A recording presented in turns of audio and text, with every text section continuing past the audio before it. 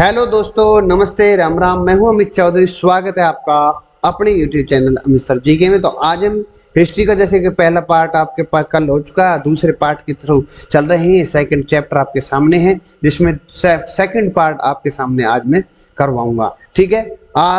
अभी तक आप समझ चुके हो यूरोप के समाजवाद के बारे में, जो हमने कल पढ़े हैं। बहुत ही अच्छे तरीके से मैंने डिटेल वाइज आपको बताया यूरोप में समाजवाद का क्या कारण थे।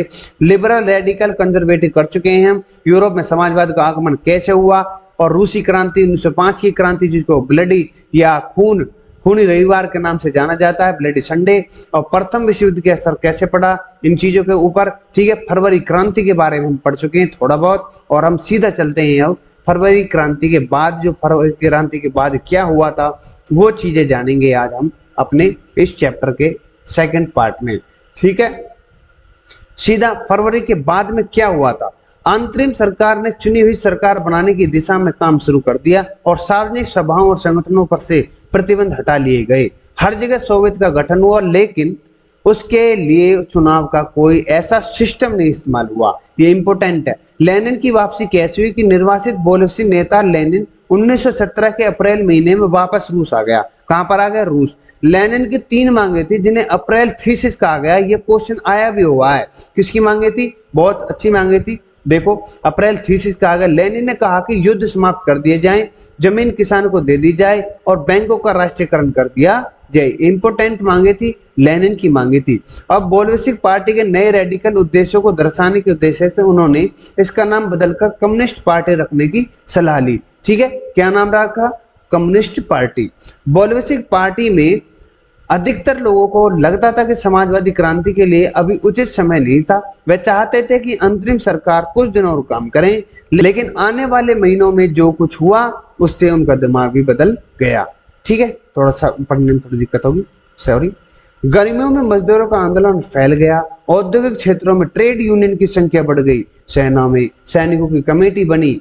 जून के महीने में हम all Russian conservative of Soviet संघ से सोवियत से 500 प्रतिनिधि भेजे गए। कितने? 500। इन गतिविधियों में अंतरिम सरकार को लगने लगा कि उसकी शक्तियां कम हो गई और बोल्शेविक का प्रभाव बढ़ गया। अंतरिम सरकार ने कड़े कदम उठाने का फैसला लिया, और 1917 जुलाई में बोल्शेविक द्वारा किए जा रहे प्रदर्शनों को कठोरता से कुचल दिया गया। कई बोल्शेविक नेता जमी दोष हो गए और कई भाग गए।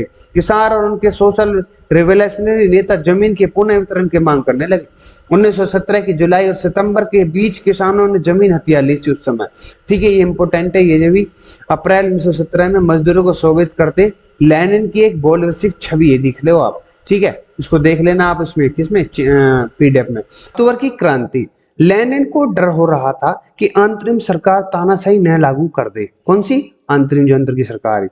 15 अक्टूबर 1917 को लेनिन ने पेट्रोग्राद सोवियत और बोल्शेविक पार्टी के नेताओं को सोशलिस्ट द्वारा सत्ता कब्जा करने के लिए मना लिया।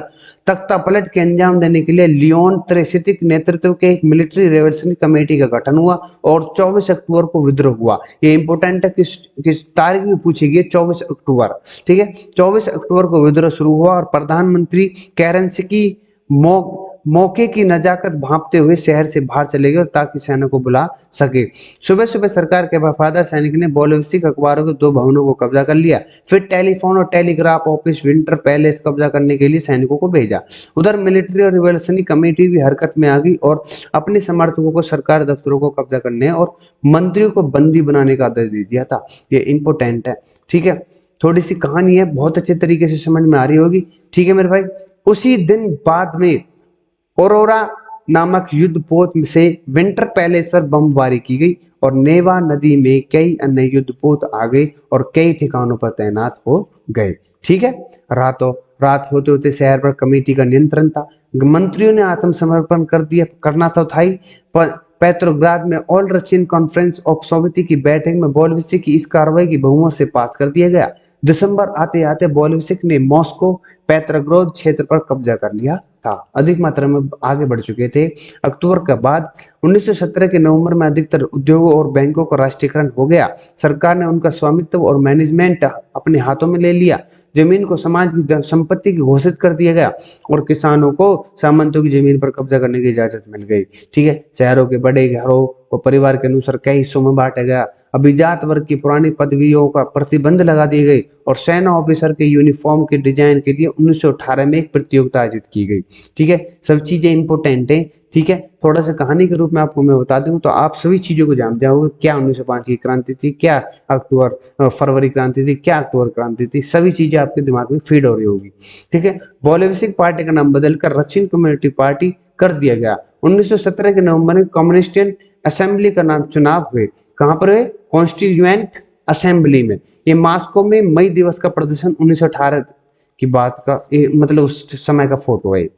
इस चुनाव में वोलेस्की का बहुमत मिला और 1918 की जनवरी में असेंबली वोलेस्की के प्रस्ताव को खारिज कर दिया और फिर लेनिन ने असेंबली भंग कर दी। लेनिन को लगता कि असेंबली की तुलना में ऑल रशियन कांग्रेस अधिक लोकतांत्रिक थी क्योंकि चुनाव विषम परिस्थिति में हुए थे। ठीक है, अपने राजनीतिक सहयोगों के विरोध के बावजूद बोल्शेविक ने 1918 के मार्च में जर्मनी के साथ समझौता कर लिया और समय बीतने के साथ all Russian Congress of Soviet के चुनाव में भाग लेने वाली अकेली पार्टी रहेगी बोल्शेविक। फिर all Russian conference of Soviet ही देश का पार्लियामेंट बन गई थी उस समय। ठीक है, रूस एक पार्टी वाला देश बन गया और ट्रेड यूनियन को पार्टी के नियंत्रण में रखा गया। जो वोलेस्की की आलोचना करते थे उन्हें सेक्रेट पुलिस पर सजा देती थी। ठीक है, सीक्रेट जो पुलिस थी उनकी। बोल्शेविक के द्वारा लगाए गए सेंसरशिप के कारण कई लेखक कलाकार जो पहले इस पार्टी के समर्थन में थे अब निराश हो चुके थे। ठीक है, सब कुछ गवा चुके। अब गृह युद्ध के बारे में जान लेते, सिविल वॉर कैसे हुई। जब बोल्शेविक ने जमीन के पूर्ण वितरण का आदेश दिया तो रूस की सेना बिखरने लगी और अधिकतर सैनिक खेतिहर पृष्ठभूमि से आते थे और इसलिए जमीन पाने के लिए अपने घर जाना चाहते थे। मतलब ये था कि जो अधिकतर जो सेना में जो सैनिक भर्ती थे वो गांव से रिलेटेड थे, उनके सबके पास जमीनें थी।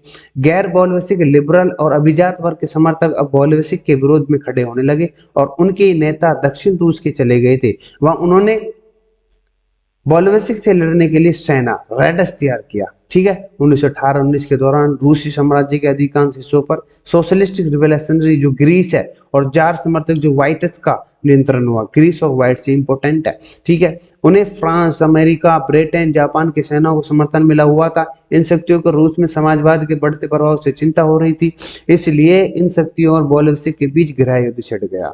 व्हाइट्स में निजी संपत्ति के समर्थकों ने उन किसानों के खिलाफ कड़े कदम उठाए जिन्होंने जमीन हथिया ली थी।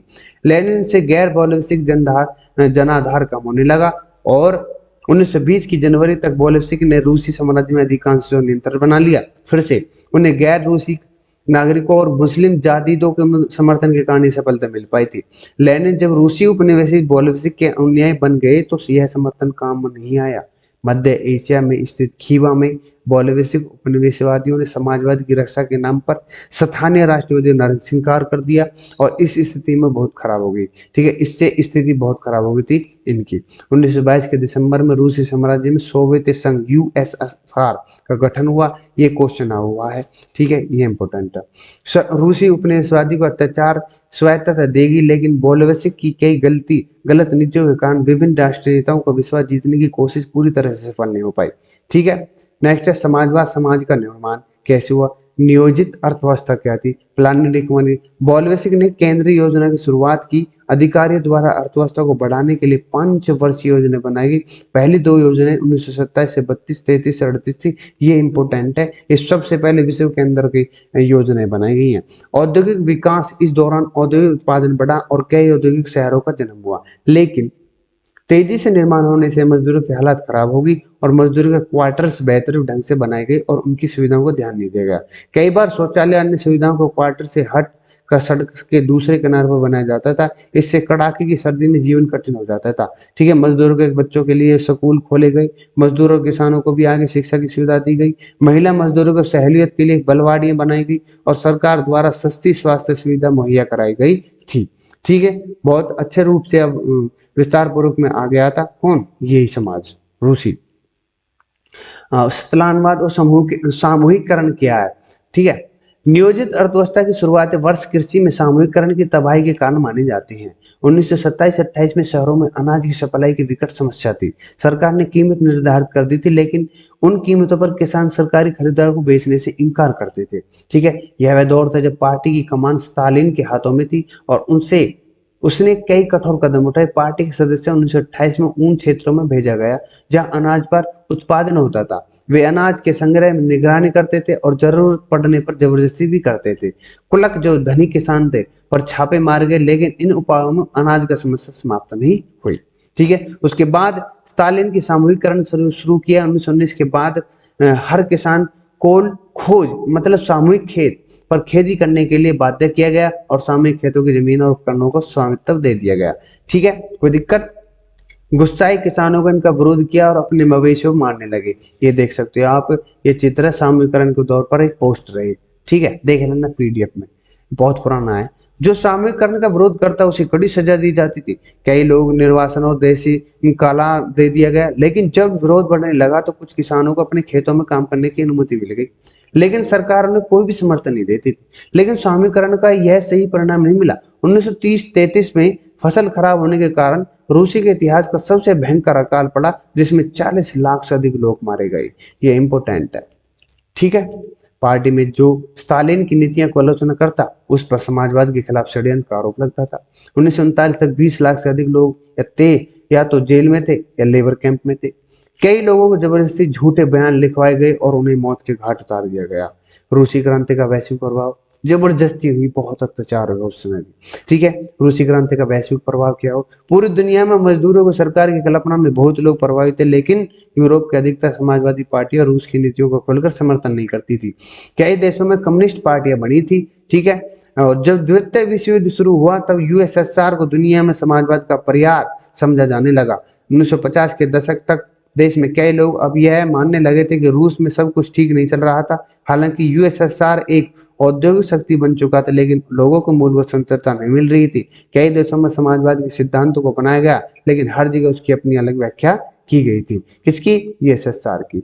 तो फर्स्ट क्वेश्चन आपके सामने करते हैं। आशा करता हूँ ये आपको समझ में आई होगी। काफी अच्छे तरीके से मैंने समझाने की कोशिश की है। फुल एनर्जी पार्ट 1 हो, पार्ट 2 हो। अब क्वेश्चन करते हैं उसी एनर्जी के साथ। 19वीं सदी के पूर्वार्ध के यूरोप में औद्योगिकरण के कारण समाज के सामने निम्नलिखित में से कौन सा बड़ा मुद्दा नहीं था? काम के ज्यादा घंटे, कम वेतन, ये तो था। बेरोजगारी भी थी उसमें। आवास और जल की निकासी भी था, लेकिन प्राथमिक शिक्षा नहीं थी उस समय। ठीक है, 19वीं सदी के पूर्वार्ध के यूरोप के बारे में निम्नलिखित में से कौन सी आर्थिक परिवर्तन सत्य नहीं है? नए शहरों की बढ़ोतरी, नए औद्योगिक क्षेत्र का विकास या वायु मार्ग का विस्तार? उस समय वायु मार्ग कहाँ था? तो ये नहीं था। ठीक है, C is the right answer. Next, क्रांतियों के पीछे राष्ट्रवादियों का क्या अवधारणा थी? वे राष्ट्रों की स्थापना करना चाहते थे, वे सभी नागरिकों को समान अधिकार प्रदान करना चाहते थे। दोनों है इसका। ठीक है, ए और बी। अक्टूबर 1917 में पहले रूस का शासक कौन था? जार निकोलस प्रथम प्रथम या जार निकोलस प्रथम था, या निकिता या निकिता? तो ये जार निकोलस प्रथम इज द राइट आंसर हो जाता है। ठीक है, ध्यान पूर्वक याद करना, 1917 से पहले की बात है। कब रूस की सत्ता पर समाजवादियों ने कब्जा कर लिया? तो वो अक्टूबर 1917 में उन पर कब्जा कर लिया था। रूसी आबादी के बड़े हिस्से की आजीविका के मुख्य स्रोत का नाम बागवानी, खेतीबाड़ी, मछली पालन या खेती से, वहां पर मैंने बताया ना सैनिक भी आते थे, उनके जो सेना में भर्ती थे, तो उन अधिकतर हिस्से किसान उनके नाम थी। किसानों के नाम, किसानों की खेती थी, किसानों के बेटे थे जो सेना के अंतर्गत सैनिक थे। ठीक है, नेक्स्ट क्वेश्चन आपके सामने, किस समय में रूस का रेल नेटवर्क फैलाया गया और उद्योगों में विदेशी निवेश भी तेजी से बढ़ा? 1860 में, 70 में, 90 में इसकी बात हुई है। ठीक है, ये देख लेना आप, रेल नेटवर्क फैला गया और उद्योग में विदेशी निवेश हुए, वो 1890 का दशक था। Russian social democratic workers party का गठन कब हुआ? 1878, 88, 98 या 1808? तो 1898 इज द राइट आंसर हो जाता है। 1914 से पहले तक रूस में राजनीतिक दलों का क्या दर्जा था? वे गैर कानूनी थे, वे बहुदलीय प्रणाली थे, वे गैर कानूनी? ए इज द राइट आंसर हो जाता है। देख लेना आप। ठीक है, रूस में कब प्रथम परमादर्शता संसद या ड्यूमा का गठन हुआ था? 1905 में ड्यूमा का, ये मैंने पहले कल पढ़ाया था आपको। अगर जिस बच्चे को ड्यूमा नहीं पता तो कल की क्लास ले पार्ट 1 को। ठीक है, अब ड्यूमा आप पढ़ चुके। इसके नेक्स्ट क्वेश्चन आपके सामने है। 11th क्वेश्चन आपके सामने है, रूसी इतिहास में निम्न में से किस क्रांति को खूनी रेवार, ये बोला था मैंने 1917 की क्रांति है, 1915 की है, 1905 इज द राइट आंसर हो जाता है। नेक्स्ट क्वेश्चन आपके सामने है, रूस में राजसायिक अंत कब हुआ, ये इंपॉर्टेंट है। तो रूस में राजसायिक अंत हुआ फरवरी 1917 में, ये इंपॉर्टेंट है, निशान लगा लेना, ठीक है। पैतृक सोवियतों का गठन किसने किया था, किसानों ने, सिपाही और हड़ताली हड़ताली मजदूरों ने, भूस्वामी इन्होंने किया था, सिपाही और हड़तालियों ने, ठीक है, ये इंपॉर्टेंट है, ठीक है। पैतृक सोवियत संघ जैसे का आयोजित था। रूस में अक्टूबर 1917 की क्रांति के लिए कौन सी तारीख तय की गई, 24 अक्टूबर तय की गई। रूस में अंतरिम सरकार में कौन से समूह प्रभावशाली नहीं थे, सैनिक अधिकार, भूस्वामी, किसान या उद्योग, तो इसमें किसान नहीं थे, ठीक है, और सभी थे। लेनिन ने अपनी अप्रैल थैम, ये इंपॉर्टेंट है, अप्रैल थीसिस द्वारा जो मांगे रखी थी उनमें निम्न में से कौन सी शामिल नहीं है, युद्ध समाप्त किया जाए, उद्योगों को मजदूर के, ये तो था, उद्योगों को मजदूरों के हवाले नहीं, हवाले किया जाए, ये तो नहीं था, उद्योग तो बिल्कुल नहीं देते, जमीन किसानों के हवाले किया जाए, ये भी थी, बैंकों का राष्ट्रीयकरण किया जाए, ये भी था। तो B is the right answer हो जाता है। रूस में 1917 में सैनिक क्रांति समिति का नेता किसे बनाया, ये ए इज द राइट आंसर, ट्रोट्स्की, ठीक है। लेनिन गलत है, मार्क्स गलत है, ये एंजलस गलत है, ठीक है। तो आशा करता हूँ ये सारी चीजें जो मैंने क्वेश्चन भी निकाले हैं आपके समझ में आए होंगे। अगर आपके समझ में जब भी आए होंगे जब आपने मेरी पार्ट 1 पार्ट 2 क्लास की होगी। तो इसी के साथ मैं विदा लेना चाहता हूँ। नमस्ते, राम राम। ज्यादा लंबी क्लास नहीं करते हुए, ठीक है, सभी बच्चों को मैं यही बताना चाहता हूँ कि बिल्कुल free class, free video, free PDF, free PPT, सब कुछ फ्री मिल रहा है आपको ऑन यूट्यूब पर, सब कुछ मैं शेयर कर रहा हूँ, ठीक है। कोई दिक्कत हो, कोई कहीं कोई प्रॉब्लम हो, इन कमेंट मुझे बता दिया करो। तो इसी के साथ जय हिंद, जय भारत।